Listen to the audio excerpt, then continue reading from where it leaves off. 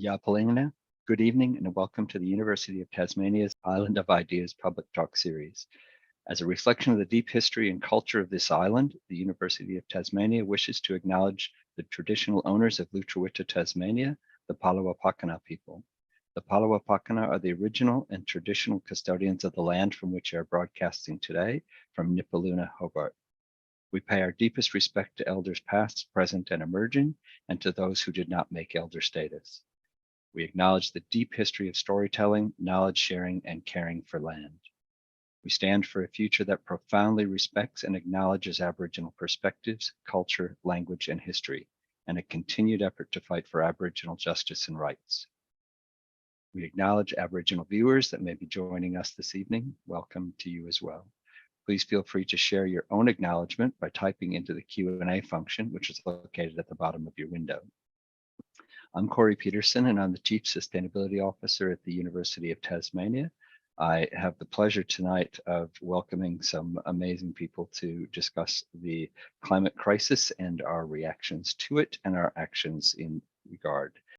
So welcome to tonight's forum, Connecting for Climate Action in Tasmania, brought to you by the University of Tasmania and the Australian Meteorological and Oceanographic Society, or AMOS, as part of National Science Week.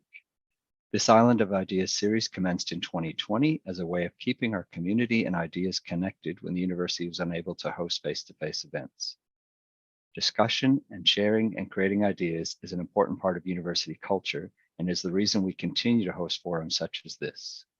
The Island of Ideas program continues in the hope that the university can connect the ideas and people of Tasmania to the global network where we are able to collaborate and discuss emerging issues and work toward a brighter future for and from Tasmanians. Tonight, we discuss an issue that is very much on the forefront of our minds, an issue that we have long been discussing but still have an urgent need to act upon.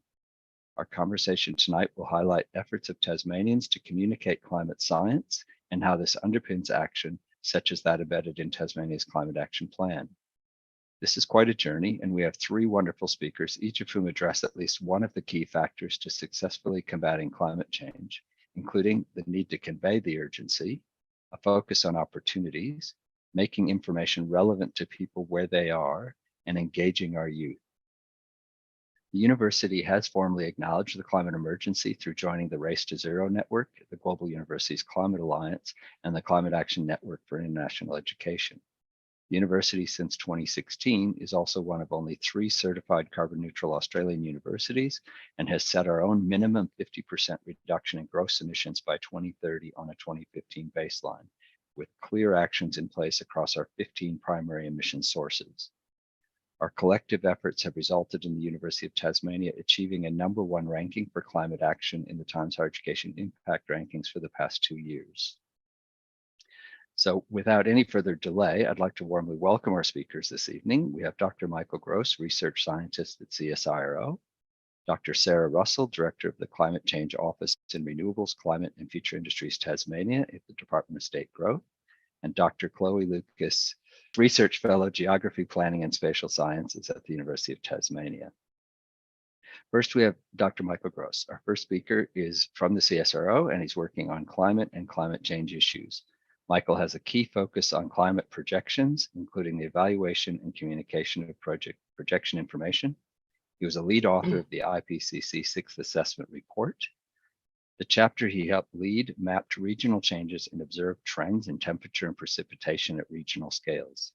Tonight, he will discuss how this science was distilled into the report and how it was used to produce resources to help the public interpret the complex science involved into a summary for all. This summary emphasizes urgency, and the additional resources illustrate the effort to make climate change information meaningful to a broad audience. Welcome to our session, Dr. Michael Grose. Thanks very much, and thanks everyone. As just wonderfully introduced there, I'll be talking about the IPCC 6th Assessment Report, and one particular part of that 6th assessment is the Working Group 1 report. So it's in 3 parts, Working Group 1, 2, and 3. Number 1 is the physical science basis, and I was lucky enough to be one of 234 lead authors from around the world contributing to the various chapters in the report. And I was lucky enough to be a contributing author to a few others and worked on a couple of other aspects, such including the interactive atlas and the fact sheet. And many thanks to the IPCC comms team and technical support unit to put this presentation together. They're a great team, and that includes Nada, Sarah, and Melissa listed there at the bottom. So what is the Working Group 1 report? It's the physical science basis for climate change. It's an assessment of climate change. It's not just a reporting of data, it's an assessment of the evidence. And it's an assessment that must withstand intense scrutiny, both through the process, through thousands of review comments along the way, but then also once it's released, obviously, and then the years in which that it is current until the next assessment report. It's one of the most intensely scrutinized piece documents around. And that's because it has to support international negotiations and lots of other things as well. And who is it for? Well, it's for policymakers, so the people going to the so-called COP meetings, the Conference of the Parties annual meetings, but it's also for scientists as a resource, and also an ever-growing base of practitioners, professionals, services use it as a real point of truth for their work as well. So the process involves a review and assessment of the evidence, including assessment over 14,000 publications to produce a 2,500-page report, a 110-page summary, a 30-page summary for policymaker, and then headline statements with traceability all the way through those stages, so that the information presented in a headline statement can be traced back through all those stages right to the publications that were reviewed at the very start. And coming out of it also is a series of other communication products, including frequently asked questions or FAQs, the interactive atlas, which I'll mention a bit later, fact sheets, and ongoing communication through social media and so on. There's social media accounts you can follow right now from IPCC. Here's an example of a headline statement at the end of that full chain of processes. It includes some quite strong wording. The wording gets stronger every assessment report, including words like indisputable, every region on Earth, things like that. So this is the kind of message that goes to meetings like COP meetings and are agreed upon and have got a full trace back to the evidence base to support those messages. Another interesting aspect of the communications in the IPCC process and report is the summary for policymakers, which is relatively short and again supported by all those underpinning processes leading up to that point, and a series of key graphs and other visuals in that summary for policymakers. And here's an example. This is the first graphic in the summary for policymakers. And this was produced through a process where researchers and community experts working together to refine and produce a plot that has the correct meaning, has the right interpretation, and is visually kind of depicting the information in a reliable way. And this is one of the most key kind of plots in the summary for policymakers, because it shows such an important range of aspects of some of the key aspects of the global assessment, including the recent warming is very unusual in the context of the previous 2,000 years. And it's heading into a region which is unprecedented in more than 100,000 years. So there's some nice kind of annotations there on this left-hand plot. And zooming into the recent period, we can see that it's only explainable through the influence of human influence on the climate. Without that human influence, with only natural forcings, we call them, we would have virtually no warming. So we can say to within an error margin, all of the warming we've had since the late 19th century is due to human influence. And to kind of develop this figure and kind of test its interpretation and its content, there was a process followed. And here's a little bit of details about that. So there was a research pre-design, design iteration 2 and 3, and then approval, with cycles of development through the research scientists themselves, but together with communication experts, including those at the Info Design Lab. And through planning, testing, refinement, and then approvals, with a key focus on accessibility, clarity, usability, and also a focus on the intent of each graph, the hierarchy of the information presented visually, and the visual narrative presented through that graph, then it improved the overall kind of product at the end, and then through user testing on comprehension and appeal and so on. And here's an example of a very early pen sketch at the top right through to a final figure here that actually appeared in the report. Some of the elements very much stayed there because they're the core parts of it, but other aspects were tweaked and developed to make sure the clarity was there and it was usable by decision makers. One of the products that came out of the Atlas chapter, which I worked on, is the interactive Atlas. So this is kind of the first time in IPCC assessments had a kind of an online part. So there's the address there. And from that portal, you can explore a lot of the data sets, a lot of the findings, a lot of the summary kind of messages about the IPCC report at a regional scale for the reference regions around the world. And right on the front page, there's a little animation here, as you can see the spinning Earth, and you can explore that even live on the opening page, exploring what the world looks like at 1.5, 2, 3, and 4 degrees. In the interactive Atlas, there's a couple of different components. There's the regional synthesis, which if you can imagine, this hexagon schematic actually represents the continents of the world, and you can find Australasia here at the right-hand side.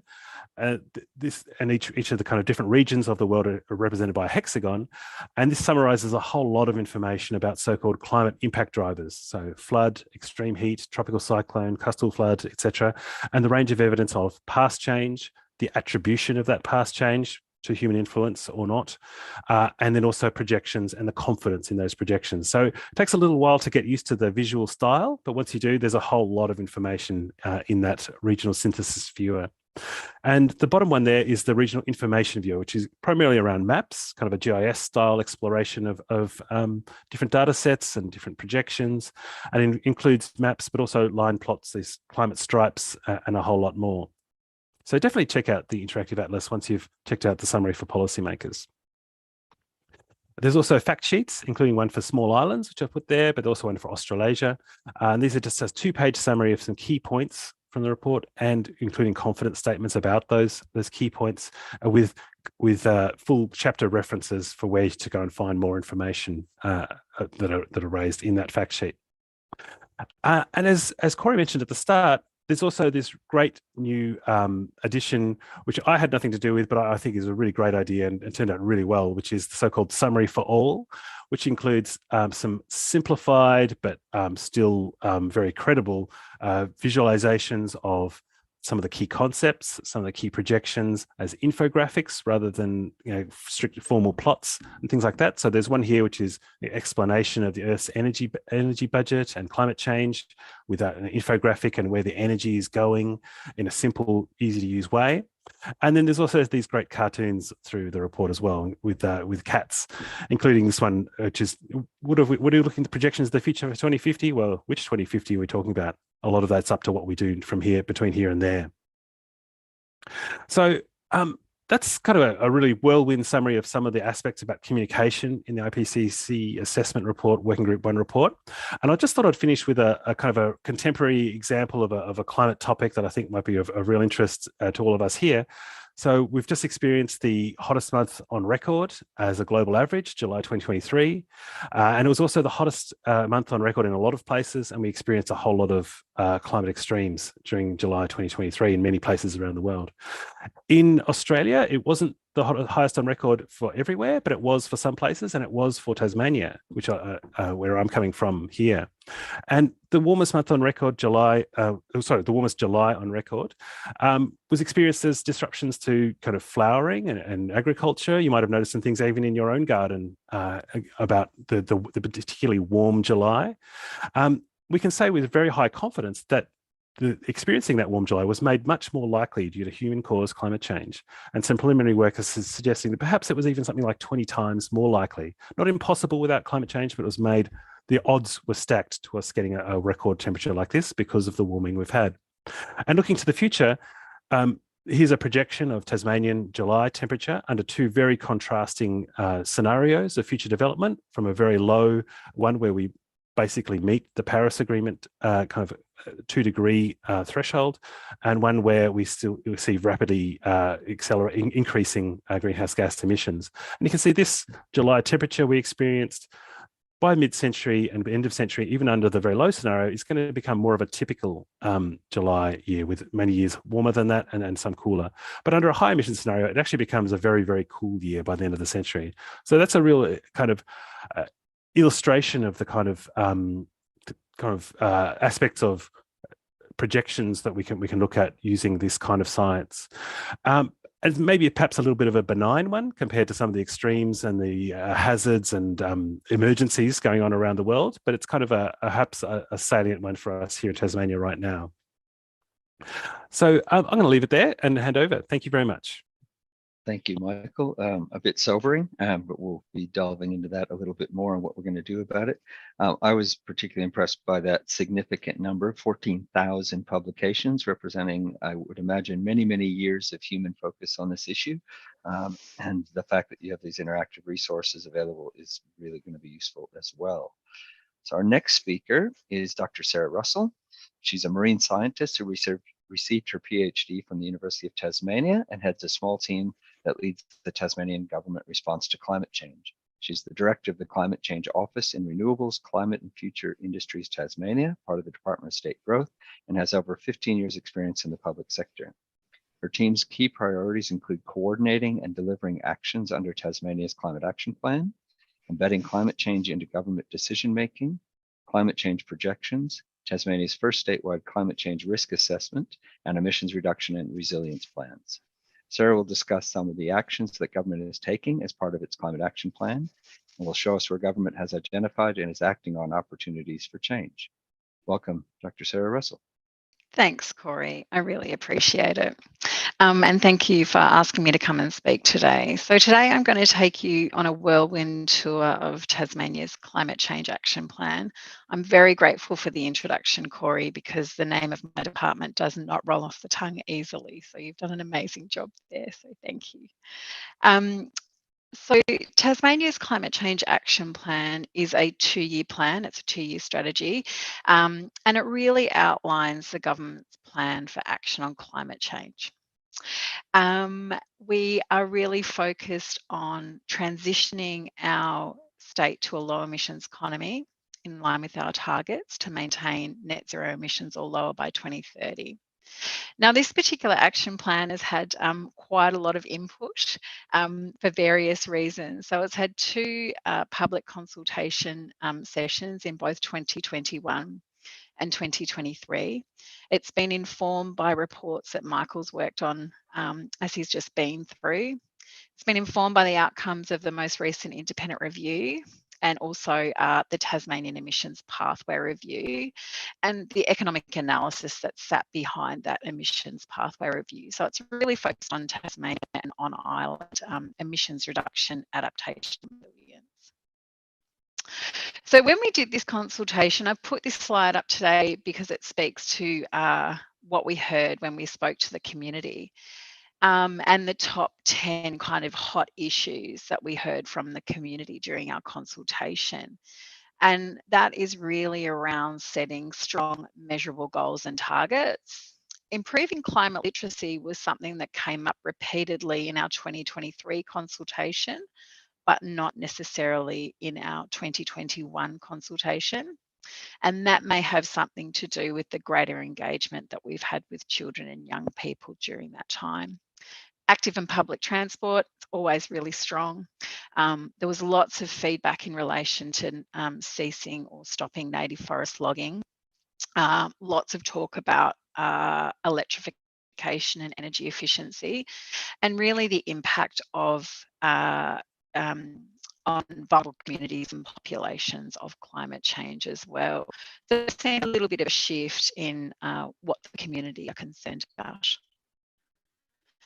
So we also have a legislative framework and some legislative responsibilities under our Act, which was reviewed in 2021 and went through Parliament last year.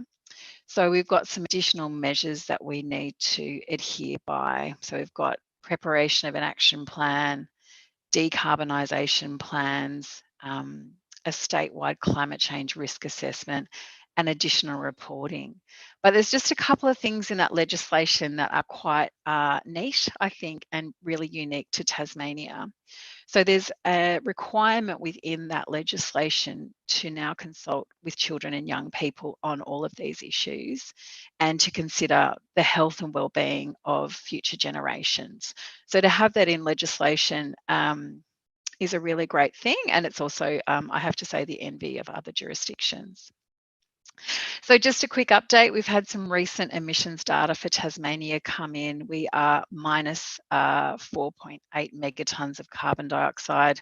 I feel like this particular audience will be really familiar with Tasmania's emissions profile. We have a large carbon sink in our land use change, and we have minimal electricity generation, which makes us different from other jurisdictions.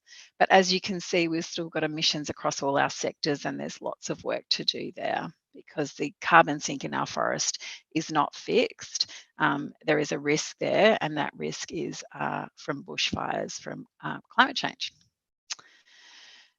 We've also got our impacts of climate change. You would all be familiar with these. There has been some recent documentation to say that we have, got increased wind speed coming out to 2050. So we've added that. For me, the impacts are really important to recognise and acknowledge, but part of our role is really to translate those impacts for our communities and who needs to use them. So you can look at an impact there, for example, heat waves. It's the same impact, but it'll have a very, very, very different approach and a very different action based on what sector you're from. So it'll mean something for an aged care facility, and it will mean something completely different for an oyster farmer, for example. So it's that translation piece which is really important, I think. So we have a really high-level vision for our action plan, which is related to our target.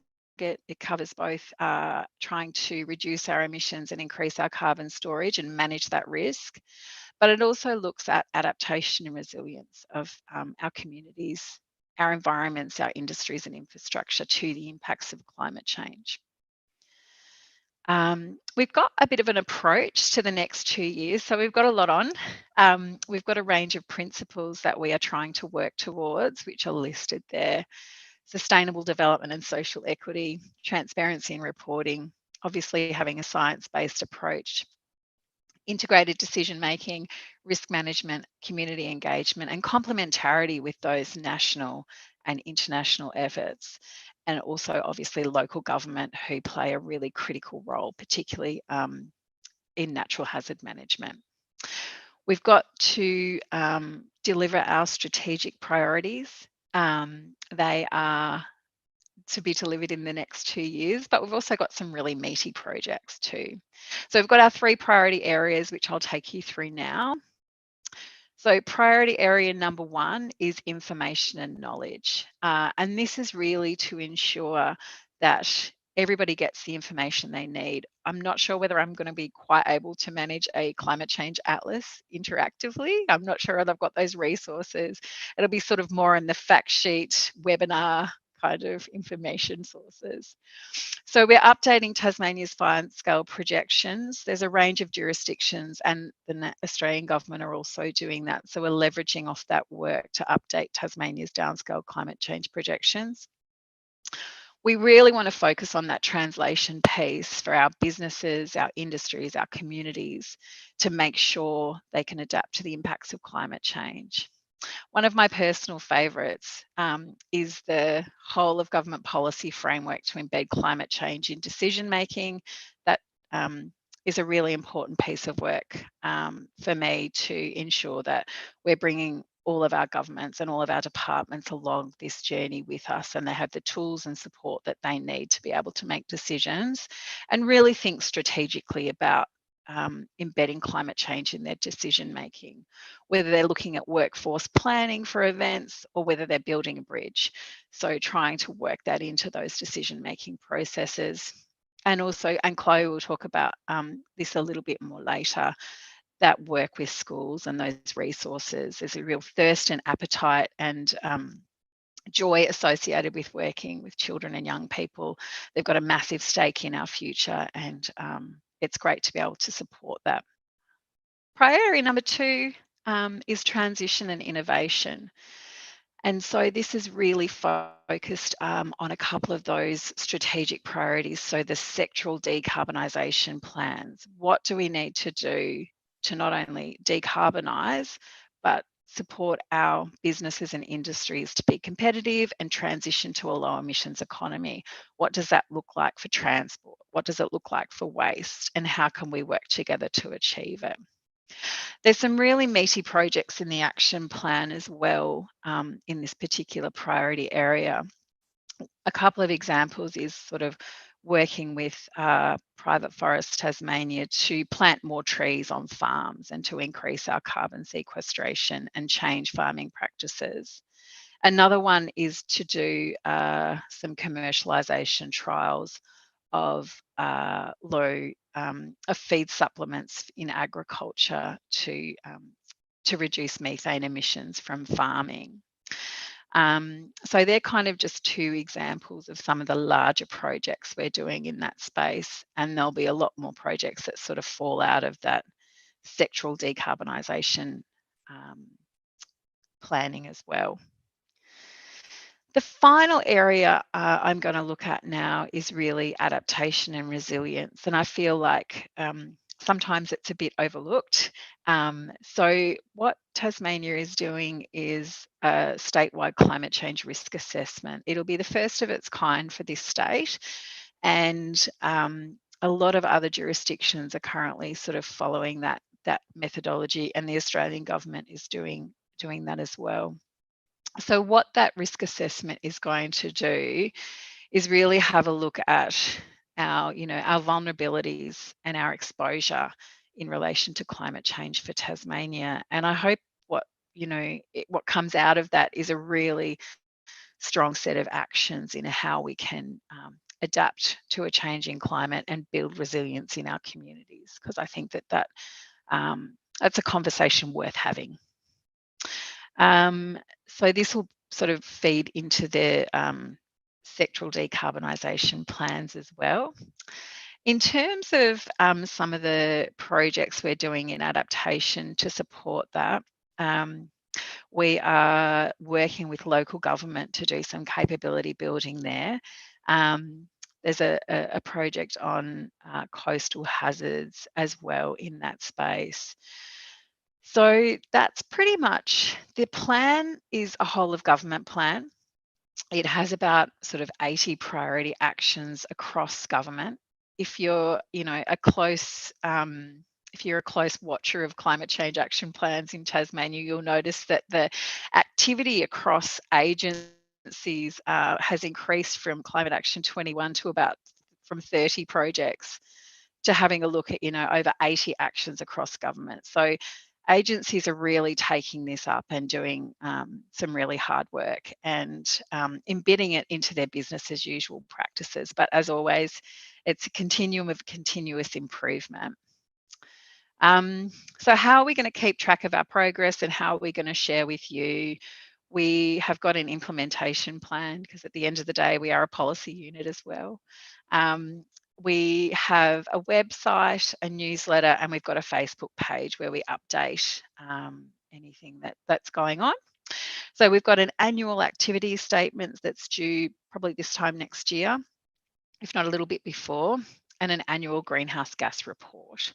And we will be sort of monitoring other agencies' activity and obviously reporting on our own activity. And where we can, we will measure and report on progress of emissions that have been reduced or actions that have led to good adaptation outcomes where we can. But as always, these things aren't straightforward, but we will absolutely do what we can in terms of measuring and monitoring our progress.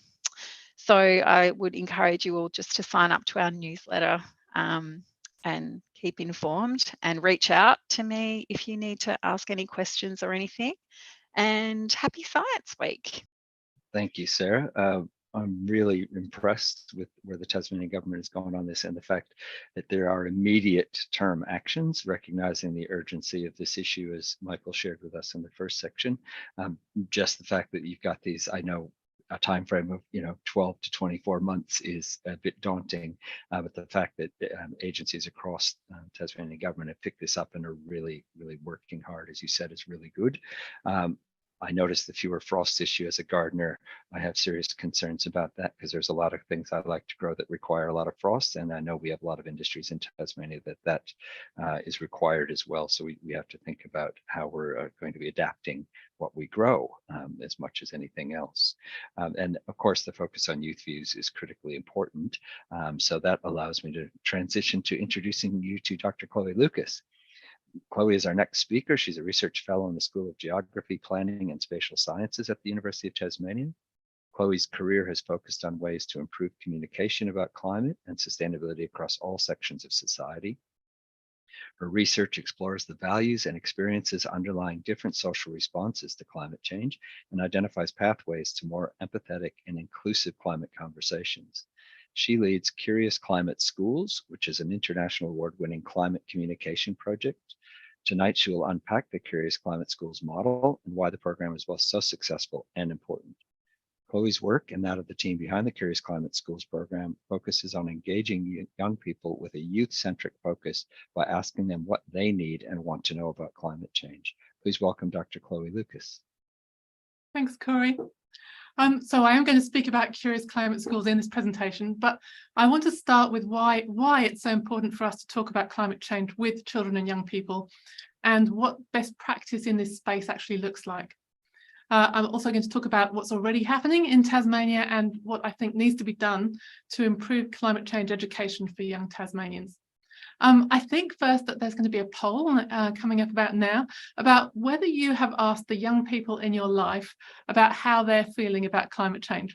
So I'll be really interested to see how much people have actually started discussing this within their own families and networks.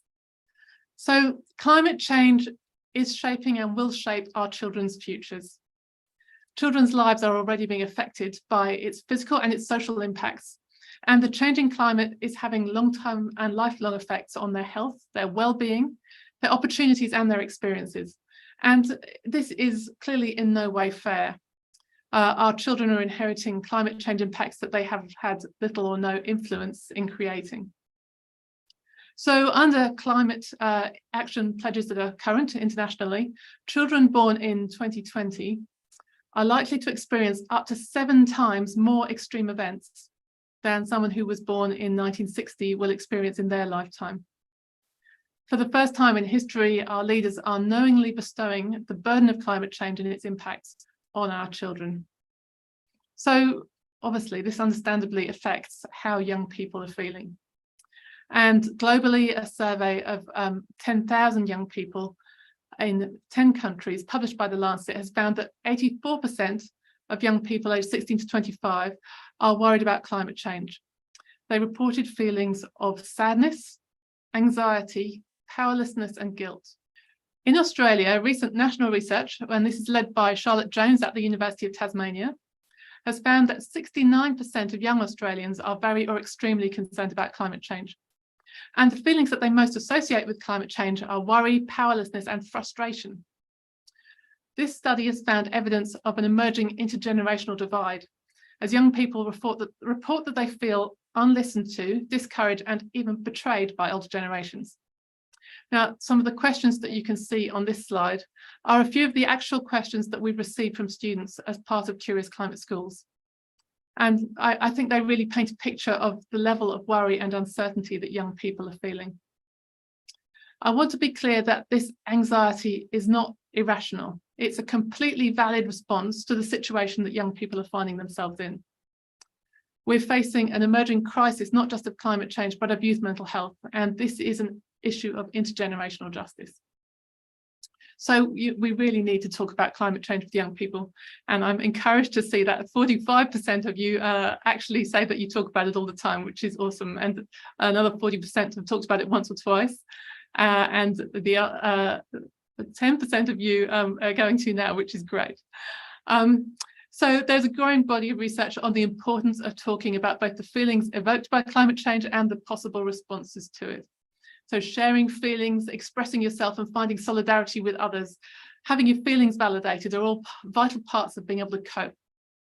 There's also a growing body of research that shows that talking about climate change does help to shift norms and motivate broader patterns of climate action.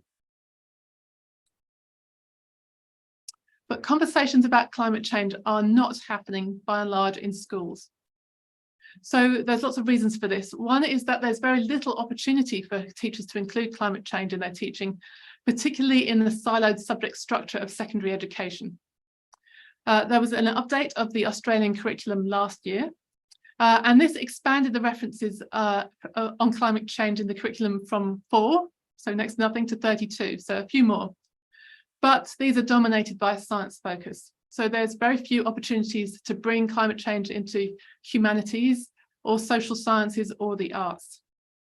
And by focusing predominantly on the science of climate change, it means that teachers really struggle to discuss the social, the economic and the political aspects of climate change.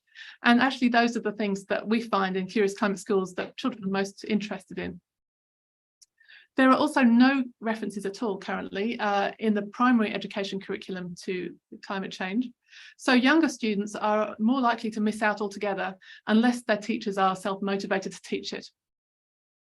Many students leave school feeling disempowered and disappointed by their education in relation to climate change, which is just such a lost opportunity, really. I think, you know, the questions posed on the last slide would not be the kinds of questions that you'd be able to ask normally in school, because children in schools and for their teachers too, expressing negative thoughts about the future is generally a sort of taboo thing to do. And questions like these tend to get shut down because people don't know how to deal with them. A research led by Kim Beasy and the Curious Climate Schools team, where we interviewed teachers, found that they feel that they need to wear a mask to project a sense of positivity about the future that they don't necessarily feel. And many teachers don't feel equipped to deal with these potentially challenging discussions, and they're concerned that they lack training in how to teach climate change.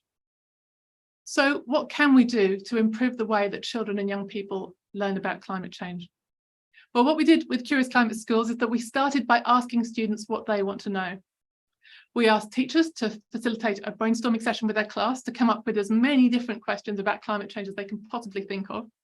And then within each class, they vote on their top 10 questions out of all of those ones that they've come up with. And they submit those 10 questions to our team. We then go through the questions very carefully, and we send each question to the right kind of expert to answer it. So whether that's a renewables engineer or a lawyer or a psychologist or a glaciologist, for example. And we're really lucky, we're enormously lucky to have more than 80 experts who volunteered to answer these questions from the University of Tasmania, from CSIRO and from other universities across not only Australia, but also other parts of the world, who have so far volunteered their time to answer students' questions. So there are 5 principles that underpin what we do at Curious Climate Schools. And most importantly, this is about student-led inquiry. So Curious Climate Schools aims to respond directly to what students themselves say they want to know. And this helps to build critical thinking skills, as well as empowering students by taking their concerns and their questions seriously so that they really actually feel heard. We take a holistic approach to climate literacy, and we see climate literacy as fundamental to good citizenship. So it's really interesting to see that coming out also in the consultation that Sarah showed there. Climate change is a wicked problem, and it involves profound changes to both the environment and to societies. So I think it's really important to learn about all aspects of this change and not just certain subjects or disciplines. So for Curious Climate Schools, this means that students are free to ask absolutely anything related to climate change. Sometimes they take that really very, very broadly and where I wouldn't expect it to go, but they're not just limited to questions about the scientific processes, say, of greenhouse gas emissions or climate impacts. We also think it's really important to acknowledge feelings about climate change. So this is placing a burden on all of us, and that includes children. So it's really vital for our mental health to acknowledge the feelings that this can generate. And talking about climate change and getting support from others is really important and should be encouraged in schools. Curious Climate Schools provides psychology-informed resources for teachers and students about dealing with and sharing climate feelings, including anxiety and grief. And Curious Climate Schools also creates connections between students in a class, between classes across Tasmania, between children and experts, and also between the conversations happening in Tasmanian schools and those, like Michael was talking about, occurring at a global level in the IPCC and the UN climate COP process. So the project aims to show Tasmanian students that they can be part of a global movement for climate action and adaptation. And finally, we see children as powerful actors and advocates for climate action. So Curious Climate Schools help students to think about what they can do to act on climate in a way that celebrates what they can do and acknowledges the structural changes that are also needed to happen. And also, importantly, avoids judging individuals for the things that they can't or don't do. So while acting on climate change can be individually and collectively motivating, we think it's really important not to place undue responsibility on individuals, particularly young individuals, but to build a movement together for a system change. So we found that the likelihood that young people will share their feelings with parents and teachers doubles if they actually feel that they're being listened to. So, you know, it's pretty simple stuff really, but it's something that young people told us in that recent research led by Charlotte Jones. So listening really generates mutual understanding and solidarity and helps young people to feel that they're respected and they're taken seriously. So one way that this happens at the moment is that students at UTAS can attend climate cafes to discuss their feelings and experiences about climate change with their peers. So this is something that's run through the Sustainability Office. But for parents and teachers, having these conversations can be really hard. And we need to support teachers and parents with the best ways to do this. So one of the things we're doing at the moment is we've convened a national climate anxiety reference group to help develop resources that we will be sharing through Curious Climate Schools. So there are some existing resources, for example, the existential toolkit that's on the slide here, that offer useful teaching activities and information. And we're looking at ways to repackage those, I suppose, and to find new versions that are useful for a Tasmanian audience and really relevant for teachers. And the next step is really to empower young people to take climate action and for us to use creative pathways to engage young people in thinking about how to live with climate change. So, for example, through art or games or cooking. And one of the things that the Curious Climate Schools team is about to trial this week is a climate adaptation role-playing game called The Heat Is On. And finally, I'd just like to sum up by letting you know that Curious Climate Schools is currently seeking registrations for teachers for this year. So if you're a teacher, we would love to hear from you. Or if you know a teacher who might like to get involved, please point them in the direction of curiousclimate.org.au/schools. And there's information there on how to sign up and what you can expect from the project. Thanks. Thank you for that. Very much like the focus on empowering students, recognizing their feelings. Being the Chief Sustainability Officer at the University of Tasmania that participates and runs the climate cafes for our students at that level, very much see the value in that. People need to understand and acknowledge their feelings before they'll have a sense of empowerment and agency to do something about that. And that sense of bringing people together collectively to ask for change as well as do what change they can do in their own areas is really good. So just to remind everybody, we do have a Q&A function.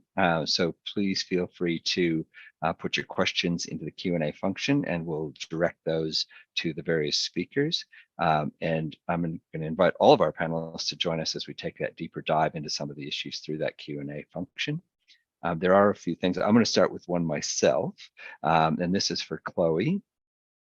To compare climate literacy in the Curious Climate School participants versus those that haven't been through the program, have you found anything that you could share about that comparison? So we haven't done that specific bit of research. It would be very interesting to do that. But we have had a lot of feedback from teachers who find the program really useful as a way to bring climate change into the classroom. And some of the feedback we get from both students, teachers, and I've even had emails from parents saying that their kids went back home and talked about it and said they need to have a meat-free Monday, or actually kind of brought climate action back into the family space after these conversations. So that's really exciting to me. And I would love to be able to do some research where we looked more broadly at climate literacy across Tasmania, and maybe that's something that might happen through work that the Climate Change Office is doing too. Fantastic. And Sarah, that's like a throw to you. Any comments from you on that at this point? We've sort of been on the periphery of some of the Curious Climate Works on the first kind of roadshow they did around Tasmania, but very supportive of Curious Climate in schools as well. And the feedback that we've received anecdotally has been extraordinarily positive.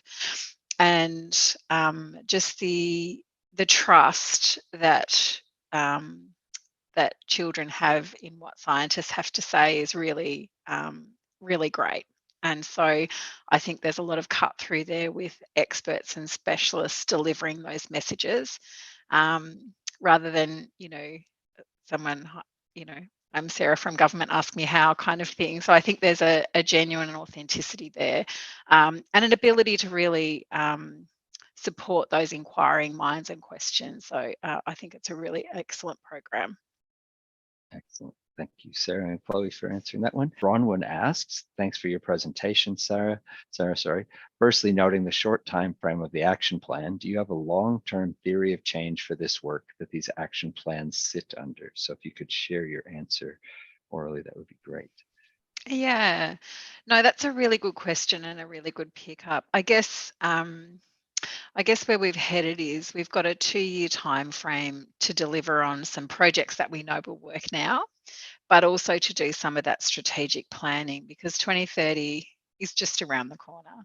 And so I think that, for example, the statewide risk assessment and doing the heavy lifting on how we can work together to decarbonise our key sectors in Tasmania is going to put us in really good stead for the future, identifying actions across the community, because it's not just government, it's business and industry and the community, and that collective responsibility, and institutions like the university, for example, who are doing an amazing role modelling in terms of embedding climate change consideration in their operations. So that's the plan, is to do some strategic planning and some strategic work to work out what the pathway forward is, while still simultaneously trying to deliver some projects. Excellent. Thank you, Sarah.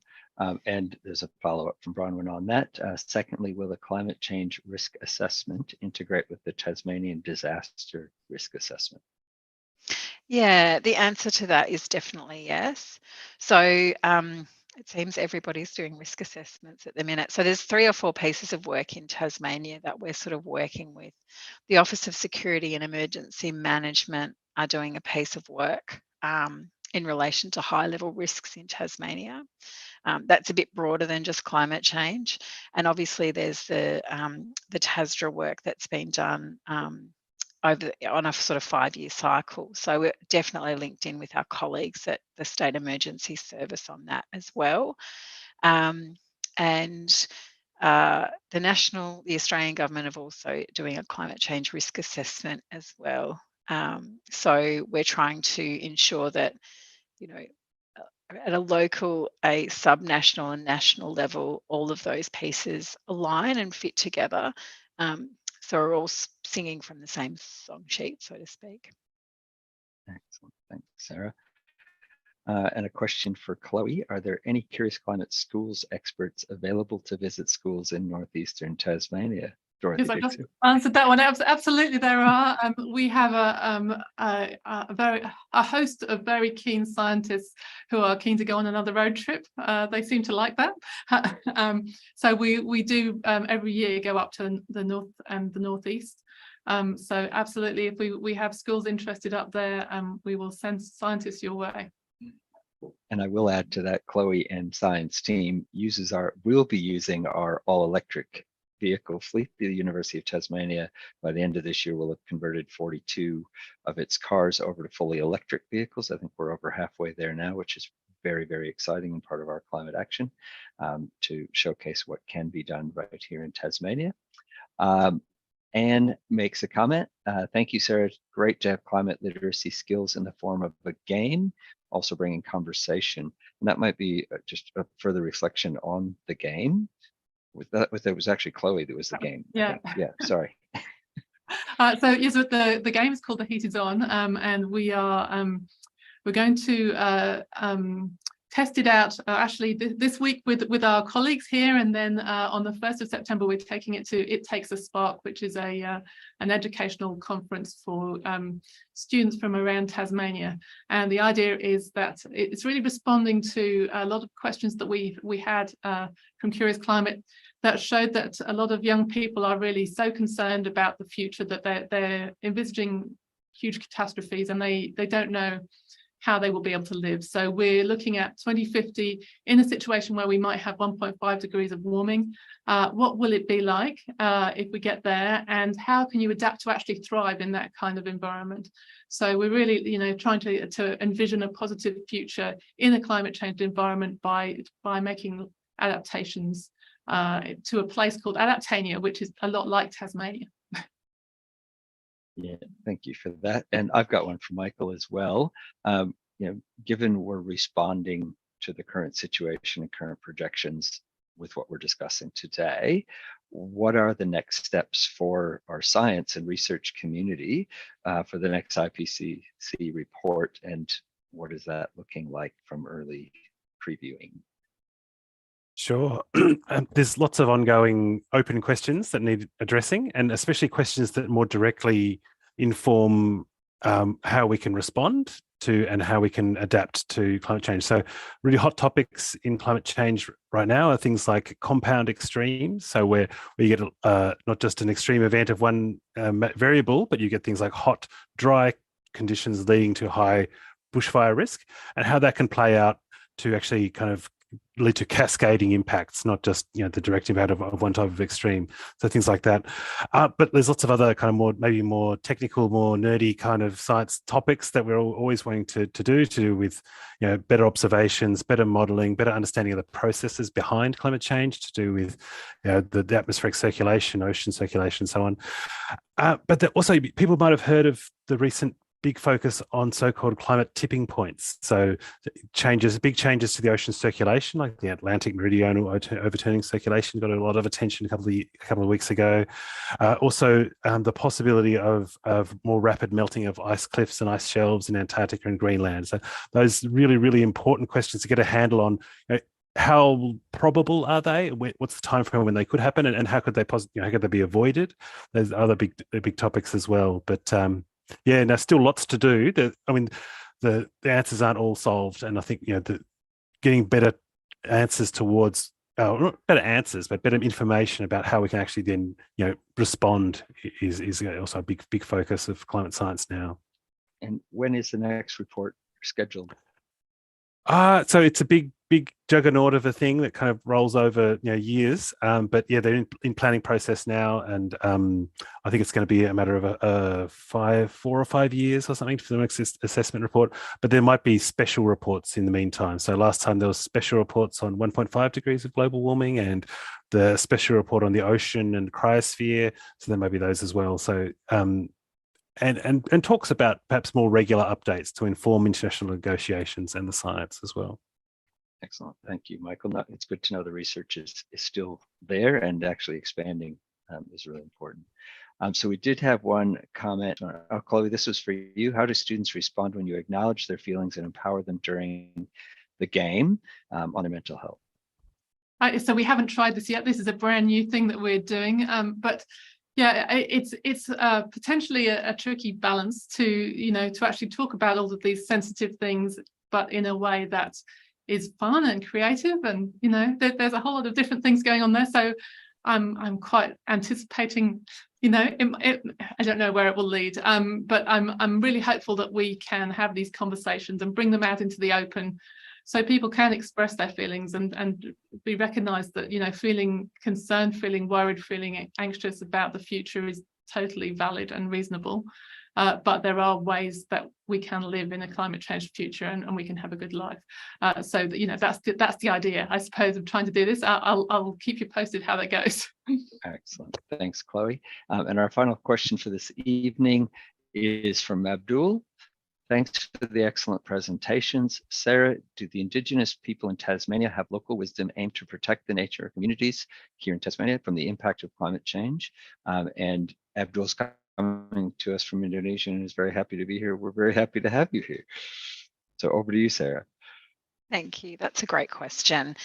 We do actually have in the action plan that very activity and action. So we're really keen to engage with Tasmanian Aboriginal people. The care of country and knowledge that have been, you know, passed down through generations is really important, and particularly that understanding and the values that underpin that care for country is something that we really value, and we'll be working through what that looks like in the next 2 years. So it's a really high priority for us. Thank you for the question. A quick comment on that as well, if that's okay. From my limited experience, I do know that traditional fire management and also traditional stories, songlines and tales about the last time sea level rose very rapidly are very much you know, things in Indigenous cultures that we can learn a lot from in terms of you know, preventative burning in the fire space and so on, and also just the kind of memories passed down through generations about the last time sea level rose quickly is something that I think is super interesting, and we should be more engaged on. Yeah. Excellent. Thank you, Michael, and thank you everyone for your questions. We're just going to be drawing this to a close. So I'd like to introduce Dr. Kathy Allen to deliver a vote of thanks on behalf of AMOS. All right, thank you. Thanks for all your fantastic talks. It's been really good to hear what you've got to say, and really important information as well. So I'm Kathy from the Tasmanian branch of the Australian Meteorological and Oceanographic Society, or AMOS. And on behalf of AMOS, we'd like to sincerely thank our speakers for providing us with their insights tonight. So just a little bit about AMOS. So the Australian Meteorological and Oceanographic Society is an independent society, and it supports and fosters interest in meteorology, oceanography, and other related sciences by providing a forum for people with a common interest, and also by publishing relevant material. So the society assists all those with an interest in the environment, including research workers and professionals whose work is affected by and affects atmosphere and oceans, and those who just simply want to keep up with new findings. So through this particular event, AMOS supports its goal of creating a community that's better informed about climate science. A better informed community is more motivated and equipped to make the changes required to build resilience to climate change impacts on environment and on society. Another thing that the AMOS regional group does is award each year a prize for academic achievement, which goes to a high achieving honours or master's student at the University of Tasmania. So this year's winner is Dawn Hawana.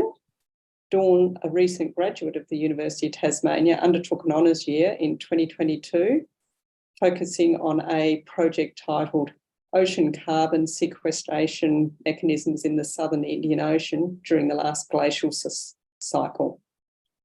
So this project was motivated by uncertainties surrounding the strength of carbon-climate feedback cycles on our climate in the present day, and the large reduction in atmospheric carbon dioxide from the last glacial maximum to the last, from the last interglacial maximum, to the last glacial maximum.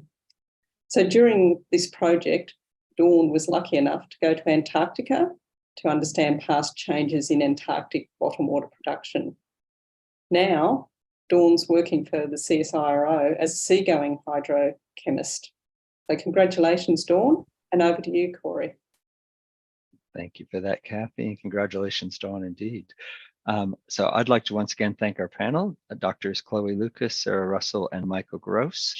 Next Tuesday, join us online or at the University of Sandy Bay campus for another special National Science Week talk, Unsung Heroes, Southern Ocean versus Climate Change. Our experts will explore how the Southern Ocean is keeping the planet from overheating and how scientists find out this hidden crucial information from the plants and animals living in the extraordinary world of the Southern Ocean. You can register for this event and find out about many others using the link provided on your screen or in the chat. So thank you again for joining us this evening. We wish you all the best and hope to see you online again soon, or face-to-face events are great as well. On behalf of my fellow speakers, Amos, and the University of Tasmania, I wish you a very good evening.